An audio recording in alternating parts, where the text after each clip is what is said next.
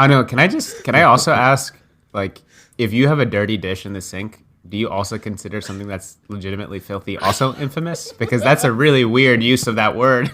Yeah, I mean, if it's in the sink and it's causing everybody to look at it because it's just sitting there in the sink, it becomes infamous, right?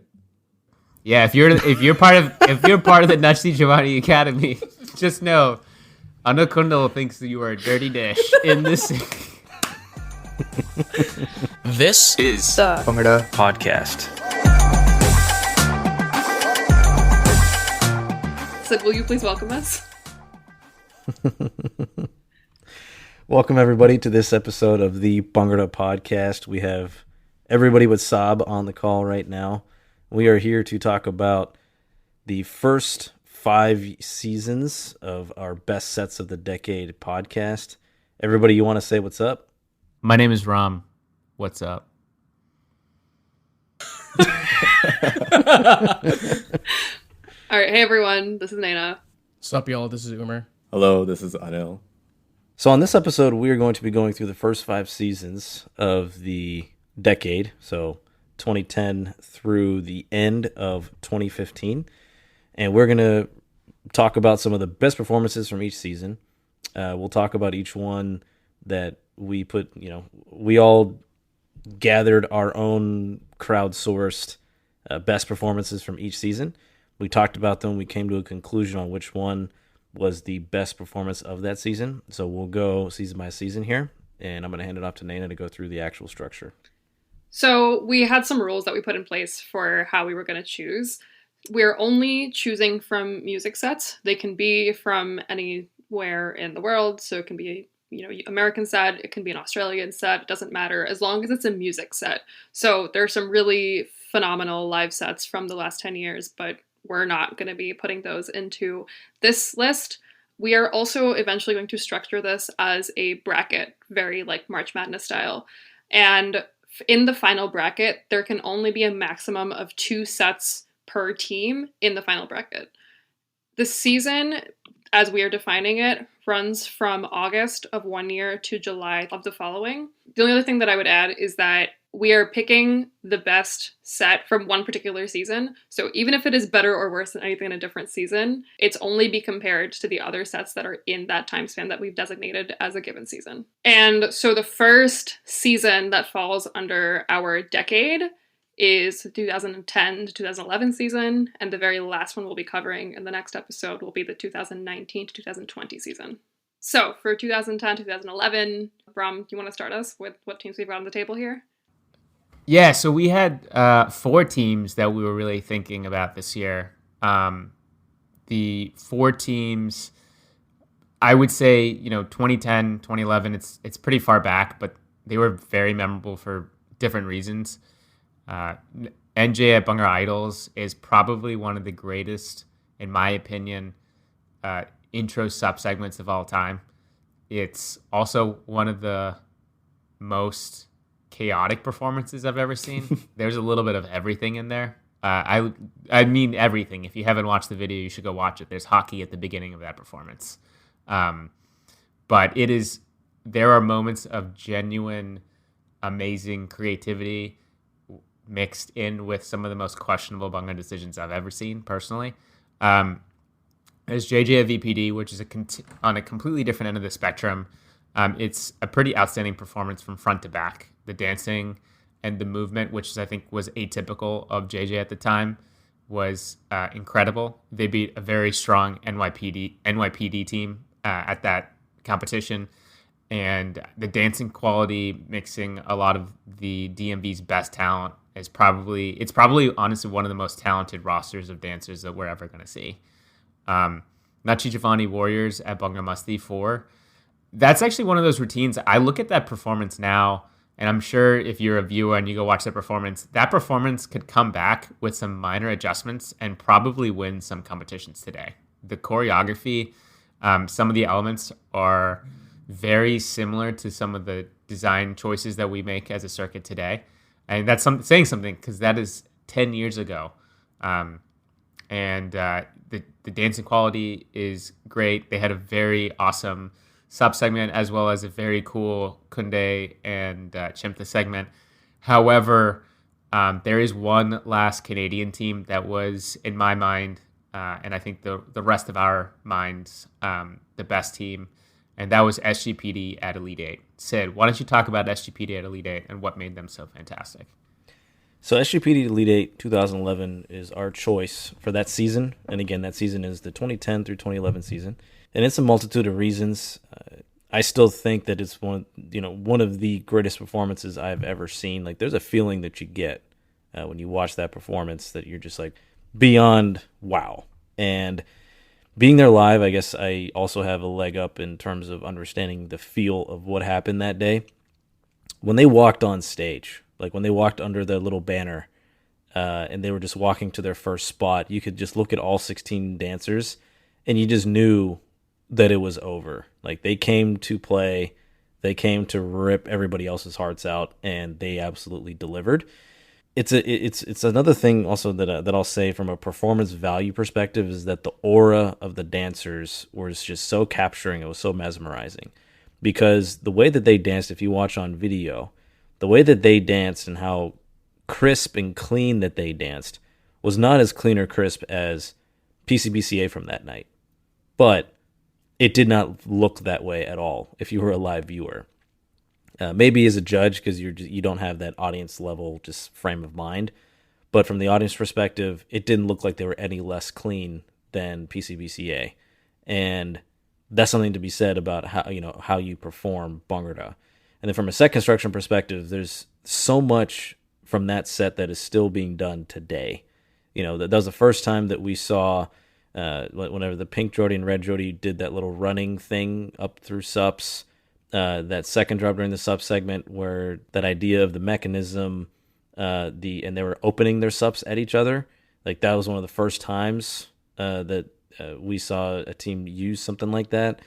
They had different flavors throughout the entire set where, there was a lot of just choreographical based ideas through the sub segment. Then it was completely about the formations during the Carto segment. So they had different layers and they added gimmicks, right? So there's multiple ways that they were creative throughout the entire routine. It set so many trends from there on. Like, everybody was using their songs, everybody's using their ideas. Like, where that idea came from, and it came from that set. So that's why we picked SGPD at Elite 8 2011.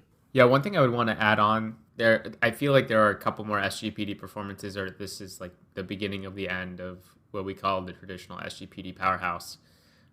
What really stood out, if you watch this performance, is the mix of, I think, very traditional dancing, or quote unquote what was traditional or folk dancing at a time, with very, very modern elements. There's a lot of gimmicky stuff in that performance, and it's very hard to classify SGPD as either this quote folk or modern team that a lot of people like to have the conversation around, right? I think of all the teams in that year, they don't really fall underneath a specific bucket, and SGPD is a style of its own. And while a lot of teams, I think, can fit into some common stereotypes or common tropes when it comes to dancing, SGPD, if you watch the performance, it might not translate to what is happening right now within the circuit, but it's a very, very unique and different performance and a different style of set construction and dancing than a lot of the other teams that we discuss on this list. To kind of go off of that, as somebody who didn't really grow up watching these sets, because I think I was in the 5th grade during this time, and she had idols. There's this one video that I watched. It's like a shaky cams, 480p, like literally a square, pretty much a square, and they had this the dumbest, but like dumb in a good way, ideas I've ever seen performed in a set in my entire life. They did this thing where they started they did Let's Fly. And then they all like got up and they did this like playing thing, and then they did an entire segment around Kabuter Charles, and I thought that was just such a slick idea that they did. They had just so much formational movement that were absolutely fantastic, and it's really weird to think that this is NJ. Like, just knowing where NJ is now and comparing it to back then, they're honestly like completely different teams. I don't know. It's just like, it was just amazing to watch, and I really wish that that level of formational creativity was more apparent in today's circuit than it was back then. I also have always found it funny watching and comparing NJ Idols and Nati Giovanni Warriors at Bhangra Masti and trying to reconcile that these two dancing teams came from the same place.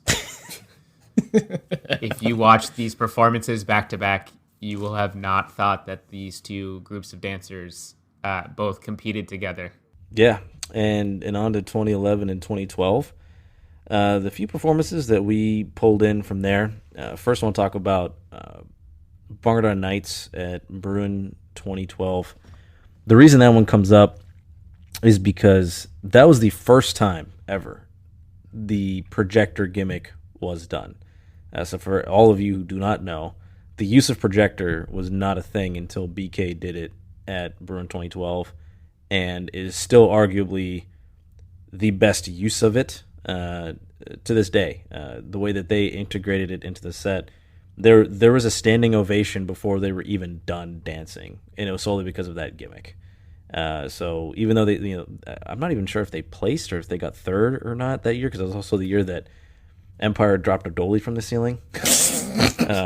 So they had some stiff competition, but that gimmick alone, every single team thought that they had gotten some form of highway robbery because of that in itself.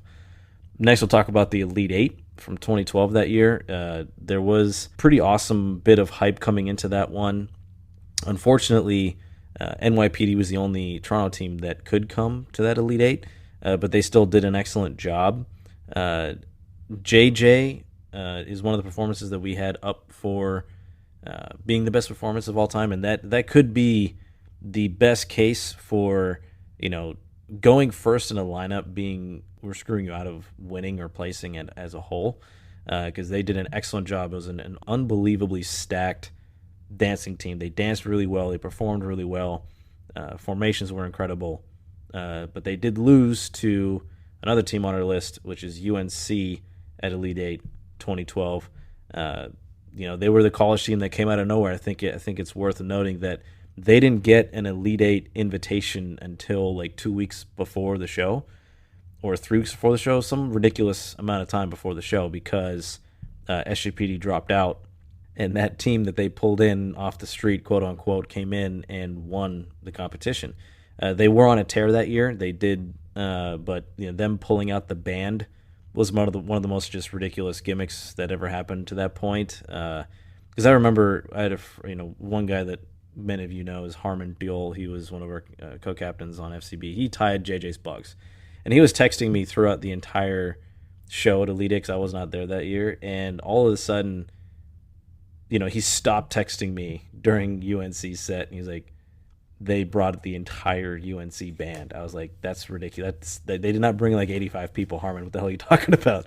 And he was like, said they might win. And I was like, really? Because he thought JJ was going to win, but he was like, said they might win because of that band. And then they did. So definitely big shout out to them. But the ultimate winner in our eyes for 2011 and 2012, the best overall performance from that season was AEG Boston. Yeah, AEG at Boston that year is the first time that AEG did the gimmick with revealing that they had a girl dancing the whole time. That performance, if you go back and watch that, I mean, everyone loses their mind. It's definitely got a lot of hard-hitting moments throughout the set as well. There's a lot of gimmicks that they, rolled out for the first time, including the, I don't know what they were, like ribbons connecting their gatos. It's also just like a really high octane set. It's a really high energy throughout from all the dancers. It's not the cleanest, but they had so many moments that I think really were well received by the Boston crowd. But definitely the one to top all of those is when Navi Sandhu took off her pug, and it just like, I don't know, I still watch that performance, and it definitely means a lot to me as like a female dancer, but I think it just did a lot to show the rest of the circuit that this tacit assumption that there was some difference between girls and guys dancing was like just destroyed in that moment. And she just is such a sick dancer that I think that's like a memorable moment for so many people, even this many years later. And I think something that does go by the wayside when it comes to talking about AEG's history is that that group of dancers was unbelievably talented. Like that season was arguably AEG's best dancing group they ever had, and that's how good Navi was, right? Like we always knew how good Navi was when she was dancing on SMD because she was their top Geordie and captain at the time, and then obviously it was a shock to everybody that that they actually did it, and then we found out it was Navi, and it was like, oh, like that makes perfect sense because she is that sick, that she blended so well. So other things from that year is, I know NYPD's Elite 8 performance did not make it into the list, mostly because of Jay. We all of us only had two options, right? We could only pick two performances, but I think NYPD's deserves a shout out because they did extremely well there. That mix was really good. Mix was fire. The gimmick with the what the hell were those things on their feet? The ankle wraps, and when they were sliding around on their feet, that was freaking nasty. That was amazing. Oh, that was nasty. And again, it's arguable that they could have won that comp, but they were messy compared to the other two teams, and the judges, from what I heard, took issue with the ending gimmick. Wait, what do you mean? That was the year they did the Spartan thing, right? Yeah, like why wouldn't you take an issue with that gimmick? That was the worst gimmick I've ever seen in my entire fucking life. Regardless of it being worse, regardless of it being bad or not, regardless of it being bad or not, right? I think What do you mean by taking issue then? They thought that NYPD was making some sort of religious context, like religious thing, which again, is okay. That's fair. I mean, to me, it was a stretch to even think that. It's like, how do you not know that this was a 300 gimmick? But I do also want to say that there's AEG Boston. There's also AEG the year after at Bruin was also fantastic. AEG for that 3 or 4 years was great. One of the most underrated aspects of AEG, and something that I think that they were incredibly, incredibly good at, was they were the ultimate hype beasts when it came to previewing and promoting their performances. They would say the most ridiculous things to everybody about what was coming, and you had no idea what was going to be on stage. I remember specifically multiple competitions, members of AEG saying that we are going to dance 8. We don't know if we're going to make it on stage tomorrow. Like casually talking about like animals on stage. Is it cool to do this on stage? Is it cool to do that? Like just the most ridiculous things. Is this the origin of why Sid always asks, "What can we bring a live animal on stage?" No, that is actually a question that Van City asked at a mixer for Bruin. Yeah, that's why we will. I stole Van City's idea. We will touch upon it. That's a different year, but AEG had a tendency to spread the most ridiculous rumors about themselves, and it worked in their favor because they were doing also ridiculous things. But I think it's really funny that none of the things that they were saying were going to happen, like the Venn diagram of ridiculous things that they thought would maybe happen and ridiculous things that actually happened, like those are just two different circles. Like there's no overlapping there. I find it funny that with all the great performances that the AG got that is one of the biggest takeaways that I remember from that time. Specifically, people like Ankush or Ankar telling me that they're barely going to scrape away with this performance. It's going to suck. This is so bad, et cetera, and then winning Bruin the next day. Yeah, Bruin not even just winning Bruin. Yeah, Bruin. Not even winning Bruin 2011. Just beating everybody so badly at that competition. Yeah, and then in the lobby just shrugging their shoulders and being like, looks like it came together in the end, guys. The bog at the mixer was like, yeah, I'm not dancing tomorrow. I'm just here to have fun. And then the next day you see him in full Vardina bug. It's like, okay, dude. Uncle is like, yeah, I don't know where Kinnell is. Like, he hasn't landed yet. Like, he hasn't texted me in like 5 days. I don't know if he's coming. Like, that could be true. I mean, it could be true. But there he was, dancing the next day.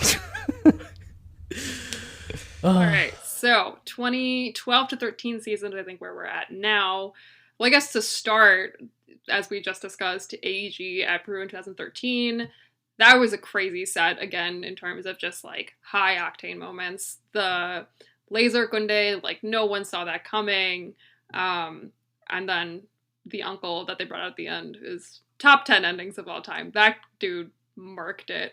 I also want to shout out Cornell at WBBC. That really put them on a lot of radars because it was a collegiate team that just won over all these other teams that were definitely favored to, if not win, at least beat Cornell, and that did not happen. It's a really packed set. They fit in as many gimmicks as humanly possible. Tossing subs, magically appearing Kunde. Is that the set where they did like 32 Mirzas? Yes, they did many segments that could be considered a Mirza. No, he was making direct fun of Cornell and the way they danced. Yes. I'm not gonna argue with that one.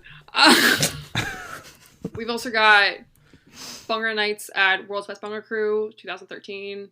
That was, I think, one of the bigger moments from that set was the grenade gimmick, which was obviously a direct Fodge call out.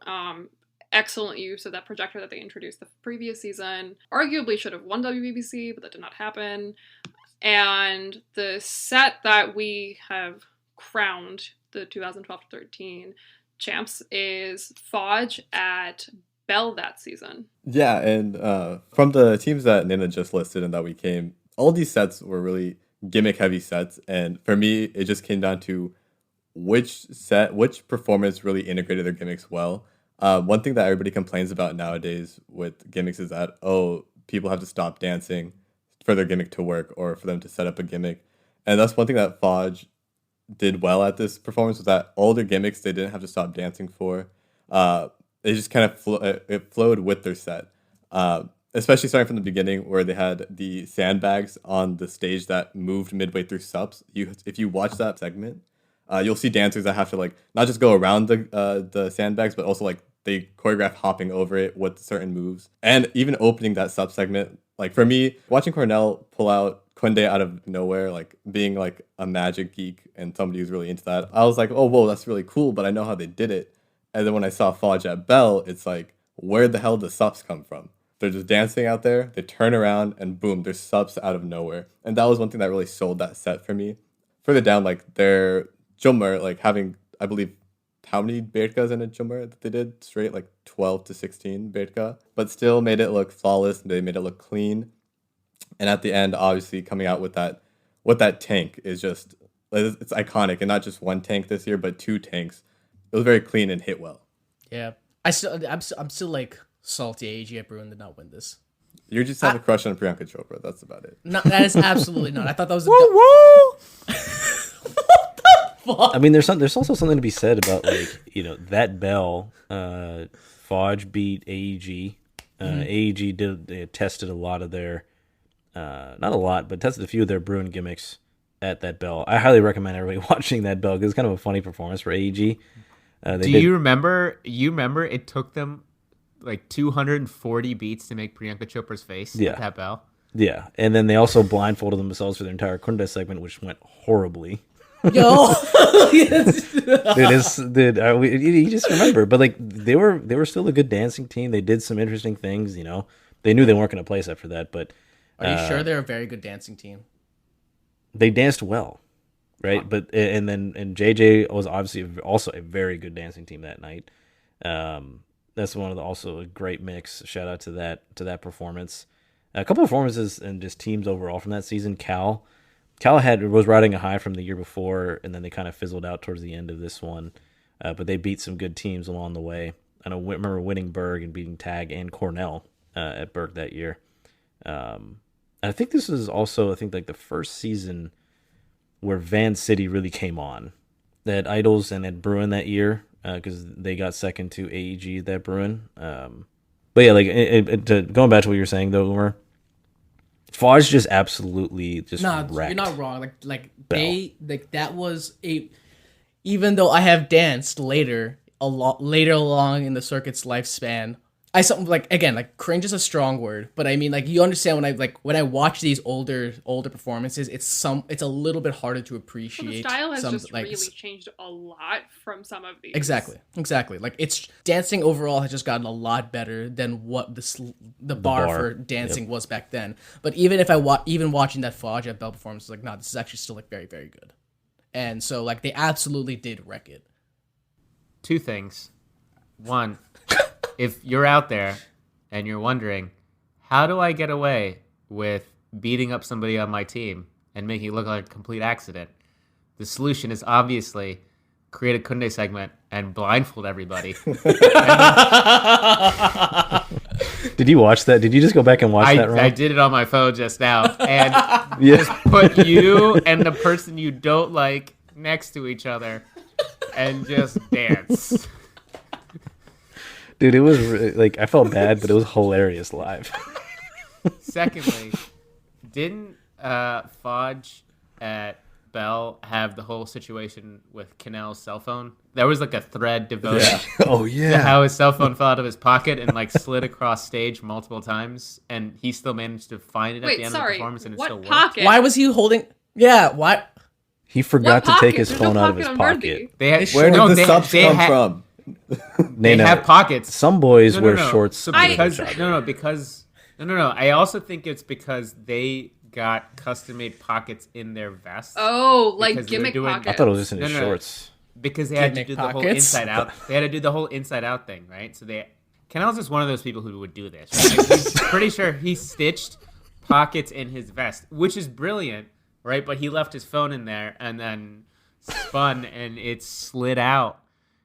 And it like makes an appearance, and it was like he turned it into a GIF, and it was a meme, and there was like a story around it about how it like fell out, and it got slip and slided all over the place, and then he picked it up at the end, and I think it still worked. But there's a thread about that. If people can find it, if you're listening to this, it's incredible. It's crazy how great old iPhones were from a reliability standpoint. So moving on into the 2013-2014 season. One of the teams we did come up with, or we want to talk about, was Cornell at WBBC. This was really big because after they placed first and beat out a huge upset over many teams at the WBC prior to that, the rubric became quote-unquote Cornell-proofed, and they still came out and beat out every other team that was there. I believe Ankile, they beat out JVD as well. Vancity. Vancity was there that year? Vancity and AG were going was at it. Was JVD there? JVD was paired with UVA. Oh, got it. Guys, DCMPAA, their girls team battled their boys amazing. team. That was the matchup. How do you? Did Anil even cover I think he was supposed to cover before we just... No, absolutely not. Another team that we wanted to talk about was FCB at Berg, and that was just straight up a clean, flawless performance. Placing first at their hometown, so that was just like a really nice performance. The last and the winner of this category for 2013 to 2014 was the infamous NJ at Boston performance. And Is it infamous? It's pretty filthy. I would say it's famous. I wouldn't say infamous. Infamous I feel like if it's infamous, it's just like that's like Gajja Gabruga Pioneer Bhangra. How long? Yes, there it is. Yeah, no, we really should have set a bet for how long it was going to take for everyone to drop that set. All right. So NJ at Boston in 2013. The reason this set was a very big, momentous performance within the circuit is just because it was one of the first times where going fast and dancing at such a high tempo, high BPM, like performed and did well. Prior to that, dancing fast was just honestly kind of shat on. You couldn't really do it and perform it well and actually could like have success with your performances. And Sid, I know you said like there was a folk shift before, but I still feel like this is one of like the first sets where they had this folkness and it was well remembered. I think it's fair to say that it's solidified the folk yeah shift. Like it might have already been happening, but it really, because Boston's also not the kind of comp where you're expecting a folk team to win. I think that really is what it is. I mean, you tell me, I wasn't there. Here's the thing, right? That NJ team that was very competitive was John, right? None of those guys danced at that point anymore. You had the Warriors team that if you go back and watch the 2010 Warriors team and you look at the 2013-2014 Boston performance, there are a lot of similarities. One of which is the dancers. Secondly is the coaches of the team. And thirdly, like a lot of the choreography and principles are the same. What makes it, very memorable is, to Nana's point, it's Boston, which had been known up until this point to be this weird, weird and Emphasis entertaining on weird. performances win. Emphasis Right. on fucking weird. I actually don't even know what Boston stands for as a competition ever, because it just selectively chooses every year to be just picking a team that in some cases maybe contrarian to what was the year before. But then also too, it was I think a statement by a lot of the Canadian teams and the academy teams in particular, like Nutley Giovanni, the academy, saying that, hey, we're going to strip out a lot of what made Nutley great the last 4 to 5 years, and we're going to take this down a different direction. And then you saw every Nutley team from then on, which let's be real, there's like NJFL and insert whatever other letters you want to put after NJ, right? There's been like variations of that, and they've all followed the Warriors kind of mantra in that style versus the traditional NJ style, right? And I don't want to say this in a negative way, but I think the fact that the set was also very, very short, because Boston makes their sets very short, also made this a memorable set, because it allowed them to go really, really fast, do a lot of crazy and creative things, keep it to 6 minutes. It was like a perfect amount of time to do all the things that they wanted to do, right? I don't want to, people talk about it as some sort of like folk referendum. Like, it had already been there. Like this is discounting like the JJ at Elite Eight. It's not the same. It's a different pace and a different style, but it's still a very dance focused style. This is just the first time where one of those elite teams had kind of died, like the old school NJ team had died doing all this weird, I don't want to call it weird, but like very, very creative things that people would probably call weird or antithetical to what this new NJ team was like, and was being replaced by a team that was purely dancing. I still remember, I think, Bogle logging on a BTF and just saying, the old NJ is dead. We are not doing gimmicks or anything gimmicky anymore. We are only going to focus on dancing from here on out. And that was like a statement to everybody that, all the Toronto academies, like the NJ Academy in particular, was only going to focus on dancing, and that's all you're going to see, which was a huge shift, because it meant that a lot of these really high quality performances were now going to be one way in, one way only. It changed what everybody viewed as what's possible when it came to energy, right? It definitely changed my mindset towards, being able to push myself as a dancer. Like, if those guys can do it, I'm definitely not pushing myself hard enough, right? It changed the game in very many ways. And on that note, I will say that NJ in Boston is to me a double-edged sword when it comes to dancing on the Bhangra circuit. I think before that performance walks on stage, I would say like a collegiate team, an independent team, an academy were on a level playing field. You would still need to practice a lot, but you could put together competitive sets across a pretty wide set of creativity or set construction variables and still come out and potentially win competitions. And for those teams that really wanted to focus on dancing, like some of the teams that we mentioned before, you could still be very successful by practicing a lot and getting everybody on the same page and going out there with some tweaks and being competitive. And NJ just essentially said, fuck that. We're going to take all of the resources that we have on the academy side, all of the practice, all of the knowledge that we have, and we're going to make it almost in some ways untenable for people to be competitive with us. It shows like if you really invest and you get everything in the right position, you can put yourself at a level where in some cases people aren't going to be competitive, at least in that vein. Like, you're not going to be competitive on a dancing level with NJ. And I think that's still true today. Guys, who are we going with for this last set? Well, why don't we walk Who the fuck knows? through who's on the table first? All right, so 2014, 2015 was a very contentious year for us in terms of trying to pick what was the best performance of the season, and we went back and forth a lot of these performances. So we have GCC at TBC. Honestly, this was one of those breakout moments and breakout sets for the UK circuit as a whole. This was one of the first sets that really popped up on a lot of people's radars outside of the UK, just because of the crazy formational mechanisms and everything along those lines. FCB at Elite 8 at around 2 minutes, the music cuts off during the performance, and they perform the rest of the set without any music, and they only go off the dole. And that was a memorable moment for a lot of people in the circuit. And then for FCB at Brew in 2015, that entire season was very successful, placing and winning multiple comps throughout that year.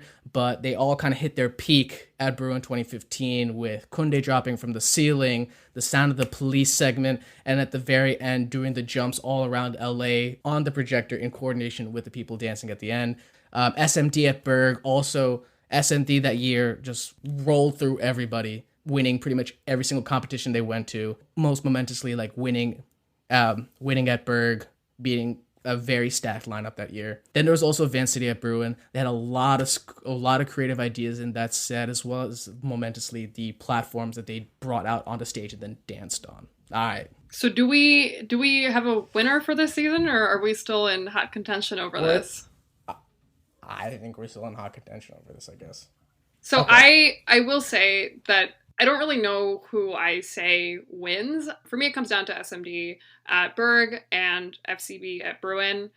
All right, so where's everybody at? Show of hands on the count of three. On the count of three, If you're raise your hand FCB. if you have a Whoa. vote. Like, what is this? FCB, thumbs up if you're FCB, and thumbs down if you're SMD. Wow. I didn't mean it to be like that. It's just alphabetical. Oh, okay, it's Ron. alphabetical order. All right, 3, 2, 1. All right, it's SMD. All right. I've got. All right, so should we just say quickly, like, the votes for SMD were Ram, Sid, and myself, and Umar and Anil went with FCB at Bruin. I would say, from an SMD perspective, and I think the reason I personally picked SMD, and part of the reason why I feel that Nana and Sid picked SMD is when you think about it from a performance standpoint, there is, I think, value in being flawless, but being flawless and making sure a lot of your ideas come through in your performance. I don't think SMD was striving. They were not striving to be memorable with their gimmicks or really be focused on enhancing and having the wow factor external to the dancing. It was all focused in the dancing itself. It was also set up in a way where those moments, where while they might not be the most earth-shattering or mind-bending moments, there were a lot of them interspersed throughout the routine, and they were all done very well. And I also think that the team, one of the things that I personally feel is important for a team to be successful, and a hallmark of a really excellent team is that, at any given moment, I thought the team was performing at the exact same level, right? When they do the chal towards the end and they move into the chal circle, it's like 6 minutes into the performance. There's a lot of, it would be fine if they were gassed and people kind of dogged it, right? But they didn't do that. The ending segment, it's fine to do your ending pose and not dip into it, and it would be fine if you dogged it a little bit, and they didn't do that. I thought the sub segment was really good. I thought the fact that they brought in some, there was the pot segment, there was the Ramals that came out. They played to their strengths. There's a lot of very Gidda-like elements sprinkled throughout their performance. But I thought that every single time they tried to do something, everyone executed it the right way. And in a lot of instances, it showed the power of taking ideas and doing them the best way possible. And that, to me, is very memorable. It might not be the thing that everyone remembers. It might not be the set that everyone remembers at the end of this, but it shows the power of how every single segment, every single move, if done correctly, can amplify a performance greater than its individual pieces. One question I do have, just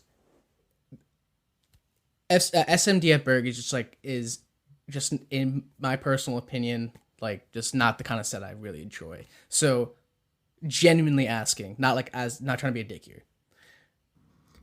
What were those? No, what are the moments that stick out for you in an SMD performance? Because personally, me watching that, I don't we're talking about best performances, and one of my internal things for best performances are what are those hit memorable moments? What are those things that pop out to you that I can say yo, this performance was crazy. You remember that? Remember that? Remember that? Remember that? Oh my god, you know, and like for SMD's performances that especially that entire year, all like what I generally kind of say is like, dude, the level of sync and like execution was fantastic. But I don't think anybody really says, yo, remember that thing, you know? And I mean, maybe that's just like, I'm not saying what you're saying is wrong. I'm just saying, help me understand why you think this is the best performance that year. Can I take that? Or whoever takes that. I think because I do agree to a lot of what you're saying, if not everything that what you're saying, Umer. But I think the issue of this specific season is while SMD was not aggressive at all with their routine when it comes to the set creation, they executed flawlessly with, I don't know, it was just damn near perfect, right? It was just the precision was excellent. And I think the rest of, looking at you have to compare it to everybody else. Where it's a combination of how well you execute your set and the set creation, right? And I think that everybody else just, didn't do enough to beat out SMD. Like, given everything that we are saying, given everything that you have said, why are we still having this conversation? Right? That's what it really comes down to for me. It's like, why are we still having this conversation? Is because everybody else made too many mistakes or did enough things in their performance to bring them down.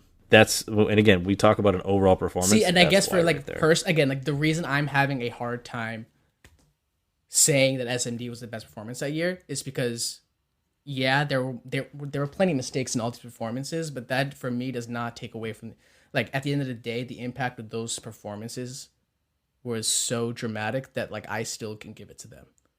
And again, that's just a me thing. Clearly, I'm outvoted. I don't mind, but that's where I have a hard time reconciling saying SMD was the best performance. I think the other thing too is from a performance, it is important to bring up the things that you talked about, Omar, right? Like the memorable performance. People do want performances to be memorable.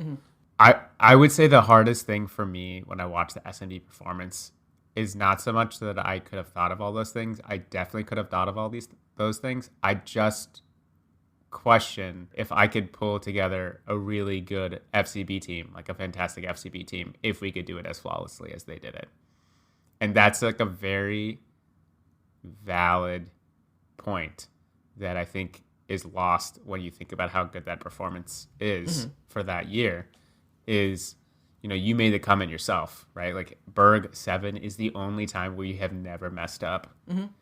And we have been around for 7 years. And SMD did it for 3 straight competitions in 1 year.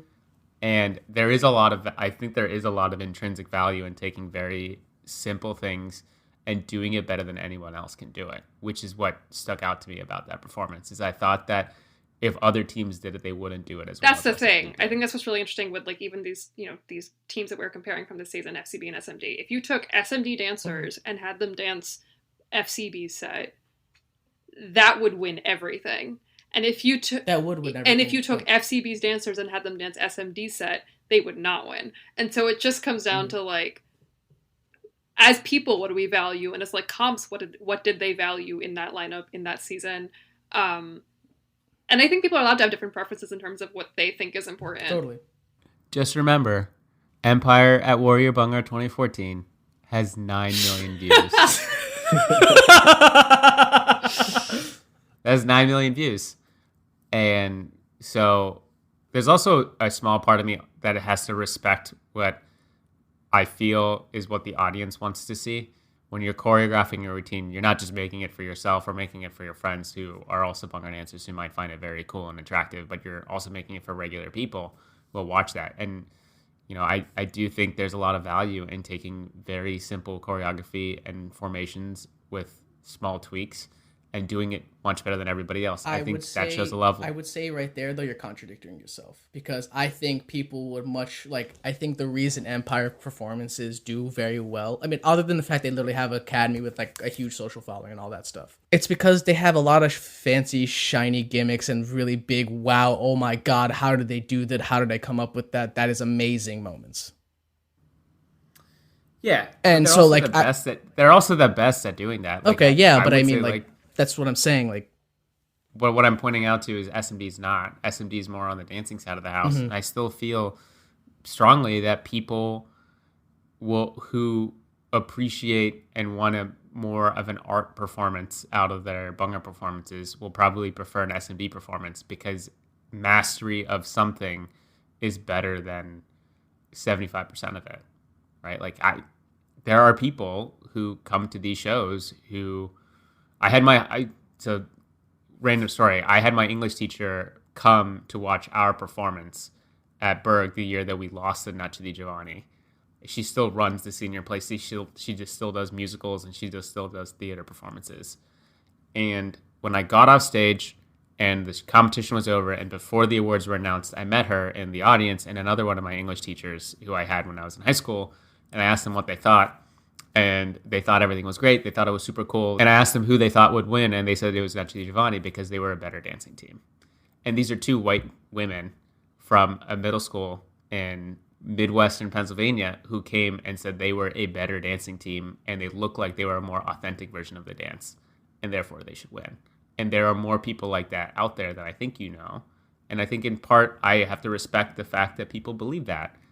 I mean, the crowd at Bruin just wants something different from the teams that take the stage that night. And so same thing with like the crowd at Elite 8, for example, I think the crowd at Elite 8 is usually pretty heavily other dancers and people who like know what's up with the circuit. They're there to see like elite Bhangra performances. So when it comes to talking about what the audience wants, I think it's just exactly what Ram's saying. Like the audience wants a lot of different things depending on who they are. And that sometimes coincides directly with like what the judges value and what we as other dancers value. And then sometimes it just doesn't. And with all of that, Ram, take us home. So, across the 2 episodes, we'll be dropping one performance from each season into a bracket. But we know we're missing some amazing performances in those 10. So to spice things up, we'll be throwing in 6 other performances from the decade into the final bracket as wildcards that you can vote on just the same as the other performances. And there will be a voting process after the next episode to decide the best set of the decade. There will be links on all our social media platforms filling out brackets, as well as explainers and instructions for how you can even win some money for yourself or your team by submitting said brackets. Omar, why don't you talk about what's coming up next? So on this episode, we covered the first 5 years of the decade, and on the next episode, we will be covering the last 5 seasons of this decade. And then we will then put all those performances into a bracket, which y'all will decide the outcome of. All right, so with that, we have got our first 5 seasons. We've got those decided, and we'll see you guys on our next episode for our next picks.